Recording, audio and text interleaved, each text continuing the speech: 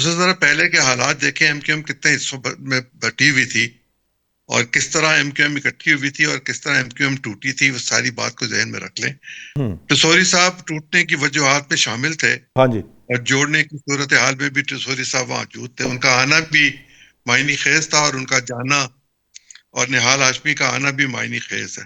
نہال ہاشمی جب بولتے ہیں تو وہ سوچ سمجھ کے نہیں بولتے، جیسے ٹسوری صاحب بول رہے تھے اسی طرح نہال ہاشمی بولیں گے، اس سے زیادہ بولیں گے.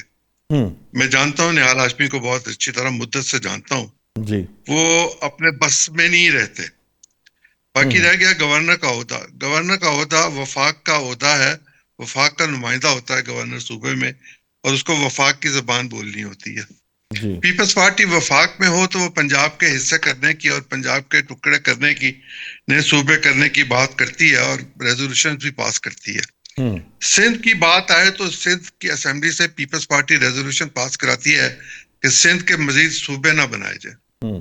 کراچی شہر سندھ کی پالیٹکس میں بہت امپورٹنٹ ہے، اور کراچی شہر کی لڑائی جماعت اسلامی، پیپلز پارٹی اور ایم کیو ایم کے درمیان ہے. بیچ میں کہیں تھوڑی سی پی ٹی آئی بھی شامل ہوئی تھی.